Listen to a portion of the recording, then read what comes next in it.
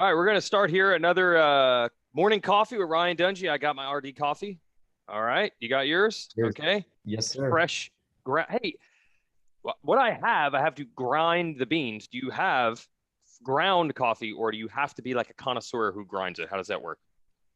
Well, right now we're just all whole beans. So, Yeah, we feel like that's the best way as far as, from keeping it fresh, get the best results in the end. I see. But possibly have a ground option in the near future. But for right now, we're all whole bean though. So it is better when you grind your own beans. It is better. Heck yeah. I mean, when you do grind it, you kind of lose a little bit of the shelf life. It goes bad a little, the coffee Oh, okay. goes bad a little quicker. But to keep it whole bean, obviously you're going to get the best results if you can grind it right before you brew it. Yeah. That's always going to be the best. Okay. Hey, nothing but the best for you, man. You're not going out there on some bike out of the garage. Like you want to have the factory bike. You want to have the best stuff. That's right. That's right. We want the Yeah. best quality, best results. Okay. What I want to talk to you today about, and by rdcoffees.com if you want more on your coffee. What I want to talk today about, look, Supercross season is about to end. You've been on both sides of it. You've had 4 seasons where you left on top as champ. You've had seasons where you're close, second or third or fourth that you didn't want.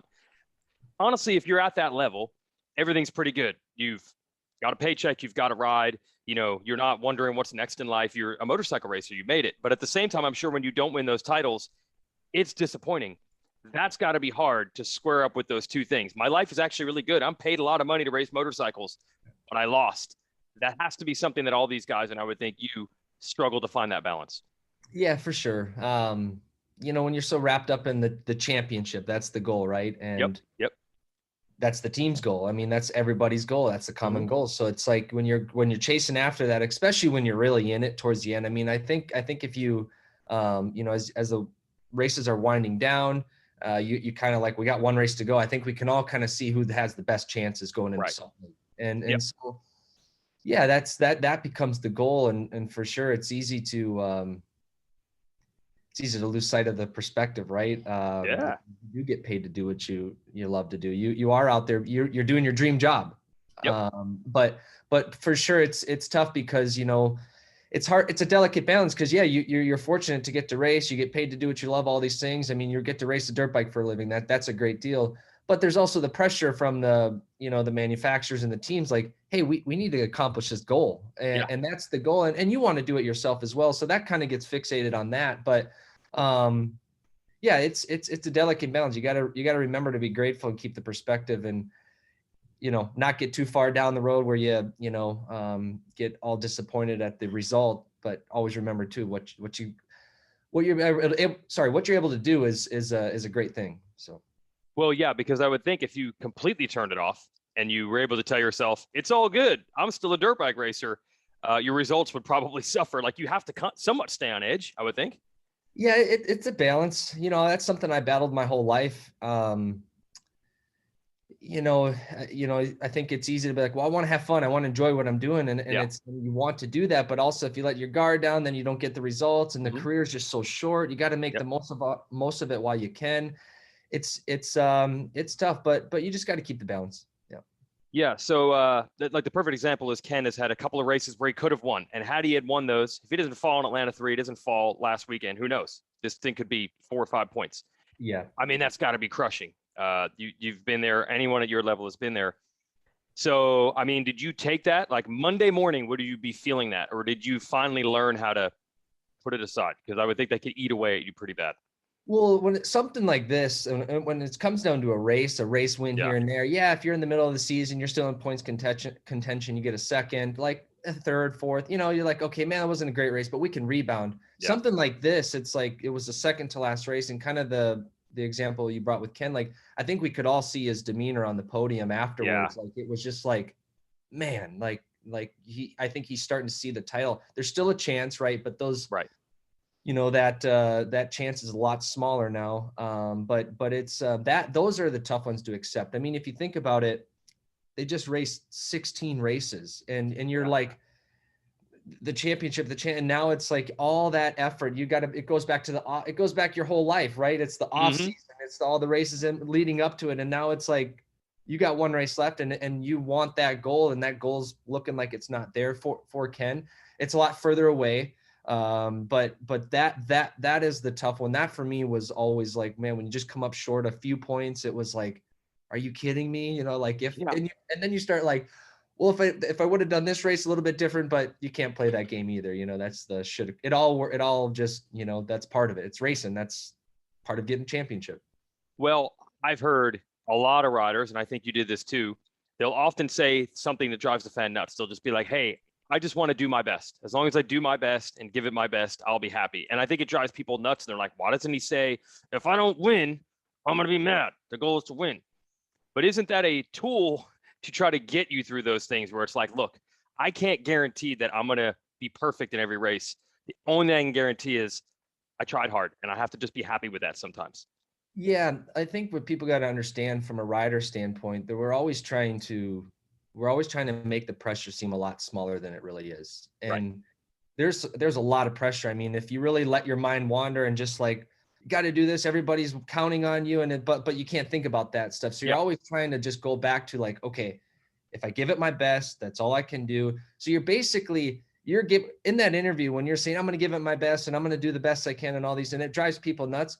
But it's almost reassuring. The rider's just reassuring himself, like, I just got to keep myself in this mind space to not let this pressure get bigger than it really needs to. And so, because you got to remember when you're on the line and it's going to count and everything, it's like the gate's going to drop like it was Vegas 2017 for me. It's like I wasn't thinking about, oh, I got to do it. I was almost like, I almost had to be like, hey, if I lose, I'm okay with that because I gave it my best, because that allows me to go and perform the best that I can and just take the pressure off. Kind of like we talked a couple weeks ago, like Yeah. when you go into a race sick, well, you got to kind of you know, an excuse to you know, take the pressure off a little bit. I don't expect myself to do good that night. You know, you're a lot of the times the riders are just trying to play that game to just keep the pressure down and perform the best, if that makes sense. No, it does. I finally got someone to say it. Like, I knew that these are all mind tricks. It's not really the case. Like, you did not work 6 or 8 months not caring how you did. Like, the goal is to win, but Yeah. you perform better when you tell yourself, it doesn't matter that much. Because, yeah, I mean, if you're Ken right now, you're going to look at, like, I started this process in September or October or whatever it may be. Or, like you said, your entire life. If you say, oh man, if it wasn't for one crash in Atlanta, my life would be different. That's a lot to deal with, man. That's a lot on your shoulders. And you could spend the next 30 years regretting that moment, which is not good. No. You can't play that game because you'll drive yourself nuts for years, just like you said. And Yeah. but yeah, it's that's the thing, like interviews that are tough, right? You know, every race the riders just trying to keep themselves in check. And the guy watching is like, dude, say something different. Say you want to crush them. Say you want to beat them so bad. And you're just like, the rider just trying to get through the championship battle. You know, that's just the way it is. But. Okay, so for you, was this something that you changed or got better on? Like, did you used to be more Monday, Tuesday, Wednesday were affected by the result, and then you got better at that, or how did that work for you? Yeah, so early in my season, I made this mistake. Early in my career, I mean, Yep. in 2007, I won my first Supercross, and then Yeah. I had a bad race after that, which really wasn't my fault. Well, then that one bad race turned into another bad race, and then to another, and I just kept letting that spiral because I wanted I wanted to win so bad. Yeah. And so it's really important to let go, whether you win or lose. It's really Okay. important to let go of, and reset, because if you win, hey, you're only as good as your last race. You got to remount and get back and, go do it again. It's important to leave that race behind, take the good, but leave the bad. That race, yeah, you won the first race. Was that the second one? Was that the one where a bike came from another lane, which I like?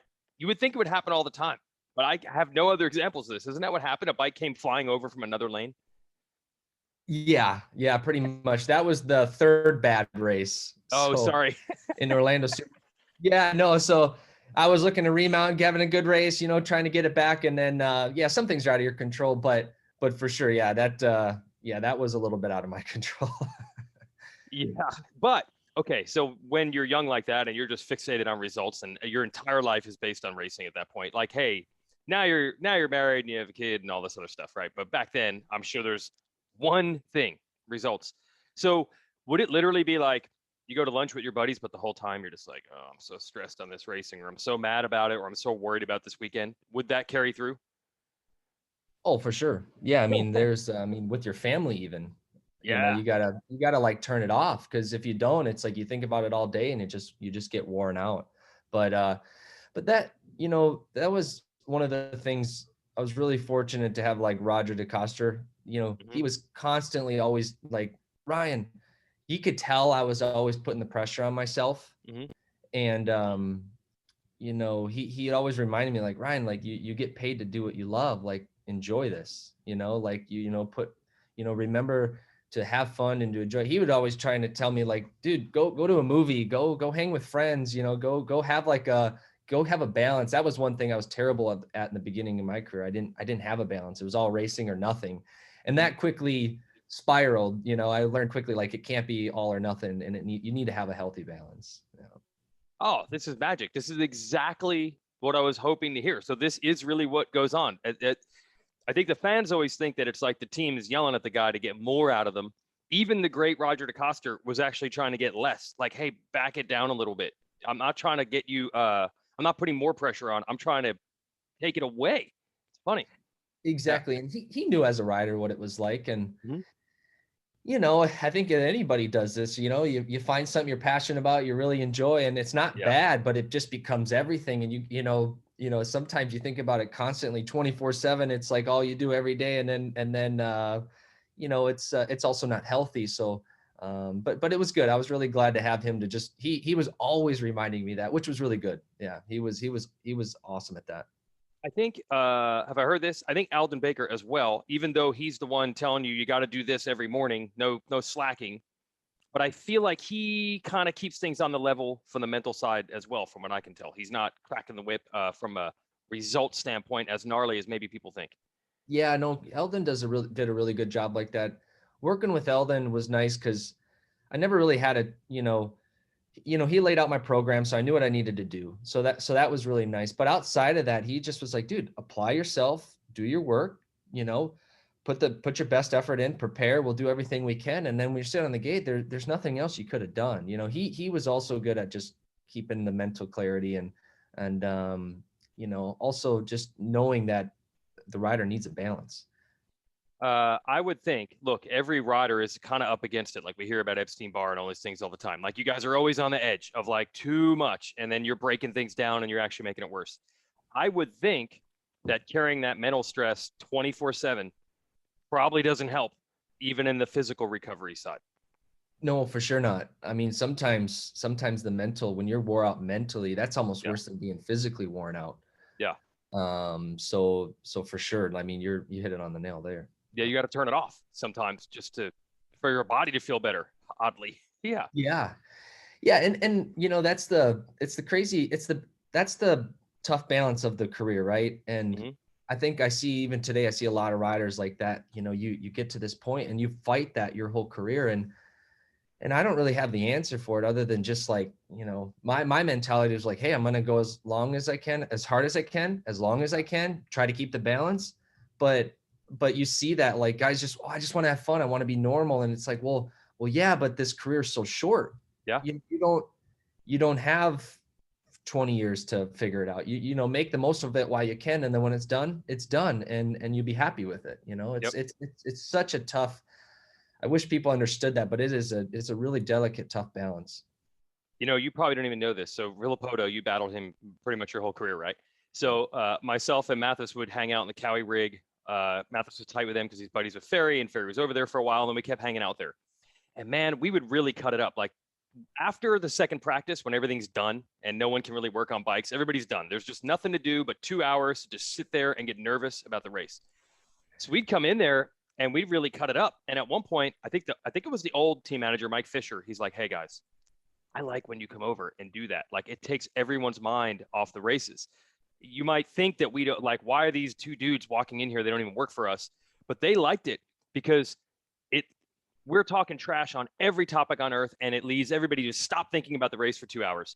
Yeah. You probably don't know this because it was working against you because Yeah, you're keeping thanks, RV more man. relaxed. Yeah. But I've had Kevin Windham used to say that. He's like, the less I talk about racing on race day, the better I'm probably going to race. So you probably experienced that too. Try to get your mind off it sometimes, because especially those last 2 hours practice to the night show, dude, you can drive yourself nuts. Oh yeah, you think about it. You think about the result. You think about how you want to finish. Am I gonna? You try to start controlling all these things you can't control, and that's Yeah. the tough part. And you start stressing yourself out. Yeah. Towards the end there, I was just like, okay, when I'm on the track, I'm on, and when I'm off the track, I'm gonna enjoy it. Like it got to a point where I was Cool. just like, I'm gonna go insane trying to just like keep my sanity here. So could you have conversations in the truck at 6 p.m. and you actually felt fairly normal? During race night before the race. Yes. Yeah. Oh Yeah. yeah. I honestly like for sure, like because a lot of sponsors would come, they'd bring friends, we'd have Okay. like MotoGP guys come and everybody, so some people come and they want to meet you and hang out but yeah, and it's just chaos, honestly. Yeah. The whole day Saturday is just like boom, boom, boom, boom, boom. You just Yeah. like Yeah. there's no break, and that's what it is. So I think the biggest thing in my mind, one of the things I was like, oh, I want to take a nap, and I like, oh, I didn't get to do this, and that I realized after time, like those things would start wearing me out more because I start like, I should have done this and I should have done that, and I didn't get to do Right. this, and I didn't. I just started to be like, you know what, I'm going to accept it. This is the way it's going to be. It's just going to be a lot going on. There's going to be a lot of people.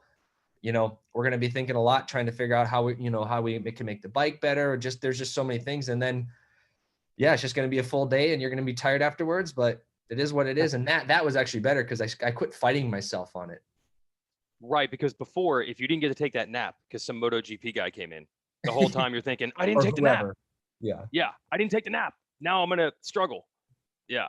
Yeah. But yeah, you know how it is. It's like well, when you yeah. Go yeah ahead. no, but it's like when you wake up and you didn't get a good night's sleep, but you're like, oh, I didn't get that 9 hours of sleep. I only got 6, and then all day you can't, and then you're just like, if your body didn't know, you wouldn't have known you only got 6 hours of Yes. sleep. It's like I always say with our crew, even on the website, let's not make our own goals. Like, don't box yourself in by goals you made up. There are certain goals you have to do, you have to perform, but why build in 5 others that only you know about and hold yourself accountable for them? Like, if you don't have to take the nap, don't get mad at yourself if it doesn't happen. That's just a goal you don't even need to fill. Yeah. Right. It's tough though. Like the amount of riders and mechanics and motorcycle people I know who are either full OCD or have tendencies of OCD. I don't know if you were like that, but I hear these stories all the time where you're like, yeah, but you want everything to be so perfect. And maybe that's to get control over something uncontrolled. So you probably had some of those tendencies. Everybody does. Yeah, I did a little bit. And, I really didn't have any like certain ways. What I didn't want to do is develop that. Oh, okay. You So thought I about was this. like, man, I didn't want to be the guy like, oh, if I, wore this set of gear and I'm going to do good. And then like, I just was like, you know what? Like a number on your bike, right? Like some people like, oh, like, whatever it is, it's just a number. Like, don't overthink it, Yeah, yeah. So you were aware of that and trying to like hold those tendencies off the whole time. Oh yeah. Cause you're like, okay, if I put my left knee brace on first before my Yeah. right knee brace, okay, I'm going to have a good day. And you're like, dude, you're playing mind games. Like, just stop. Like, no, we're going to I just scratched it. I was just like, cause it is weird how you develop these weird superstitions, but it's like, I'm not going to go down that road because if it doesn't go the way that I expect it to go, well, then I'm going to be all even more mentally in a knot. That's what I'm saying. Like, if you already have 18 things you have to do that day, why make it 22 or 25 things? Yeah. Why build in extra stress? Yeah. Yeah. Did you? So you say, oh man, sometimes you're stressed and you'd see it around your family. You don't have to tell me the exact story, but are there things you're like, man, I wish I hadn't said that, or I wish I hadn't done that, but I was 20. I didn't know. I was just mad. I'm sorry. Like, are there things that happened where you're like, that wasn't me. That was Racer coming out. Oh gosh, yeah. No, that was the story of my 2010 Supercross career. Okay. I was, Wait, when you won? Yeah, like the whole like I would just like it was the 450 it was my first year in the 450s. Mm-hmm. We're doing more races. I was in the championship hunt. I wanted to, so that like I wasn't winning at one point, and I remember like I think it was James from Rockstar. I didn't have my hat on. He'd come over and, hey, here, put your hat on. And I'd blow up on him. And then And then like there's other just like I would just kind of lose it because I was just stressed and I was just on edge. Well, then I found myself like apologizing to everybody afterwards and just trying to like, smooth it over. But yeah, I was kind of a little firecracker on 2010. I'd just go off a little bit, but not in a bad way, just more just like everything would just get to me. But that was just me being super stressed out. So yeah. And that's in a season where you won. Isn't that Yeah. crazy? No, if you ask my wife, being around me probably wasn't I probably wasn't the best to be around at that point either. Well, I try to make it a golden rule to try to not judge any of you guys too much. Like we don't know how much is the rider, like him as a person, and how much is them just being a racer during, like you said, that career doesn't last that long. Maybe it's 10 or 12 years. There's probably 10 or 12 years where you're not yourself because you got all Yeah. these things going on. But I don't know. Maybe James from Rockstar knew that, but some people probably don't. Some people are probably like, "What's up with Dunge?" I don't know if everyone around you knows, dude. It's a stressful situation, so that's got to be tough to know if they don't get it or not. Yeah. Yeah, people definitely understand. It's Okay. kind of funny. Like I feel like once I retired, and even I saw this out of Phillipodo, like you've seen a whole different person. Not Oh not yeah. that I was not that they were, but they just more relaxed, more Hmm. talkative, more Yeah. outgoing, because they weren't trying to conserve their time and energy for, you always Yeah. had to manage your time and you had to manage your energy while you were racing, just because like if you exhausted it too much, you left yourself at the end of the night being depleted, or in a season too. So it's just like you're always constantly overthinking that stuff. Yeah. I hate to say it. We did see that hilarious Phillipodo that everyone sees now. I did see it 2 hours before the night show. Yeah. Yeah. Just because, yeah, you just kind of, you're just screaming out like, dude, I want to have fun. I want to enjoy myself. But there's just a lot of pressure. It is what it is. Yeah. It's Yeah. just, you got No, to see it firsthand, which is not everybody gets to see that. well, we were working against you. I hate to say it. He was making him more relaxed, and then he was going to Well, race you later on. Sorry. yeah, if I only knew back then, man, I would have put the kibosh to all the interviews and everything. That's right. You would have told us to come over and loosen it up on your truck instead. Seriously, yeah, we Yeah. needed that back then. It's crazy to think that that would actually be better. It was like, dude, we can't change the bike anymore. There's nothing more we can do. Like, all we're going to do is sit here and stare at the thing. Let's talk about something else. Yeah. Yeah, Cool. that stuff is like, yeah, it makes a difference. The team vibe and the atmosphere and the people Yep. around you, the easy, like it makes a difference in the end. It does. Yeah. Yeah. Yeah. Yeah. And it's got to be hard to not feed off each other, right? Like, if the rider's stressed or the mechanic's stressed, or somebody's stressed about something, it probably all starts snowballing Oh that yeah, direction. yeah. You feel that energy, like you feel that vibe somebody's putting off, like, oh geez, he's not, something's up, and then you start yeah. It spirals. Okay, so the last thing on that then, do you think when something goes bad that the smart team people know to maybe underreact to prevent that from happening? Like, we are mad about it, but we don't want to show that for that reason. Yeah, I think most certainly. I think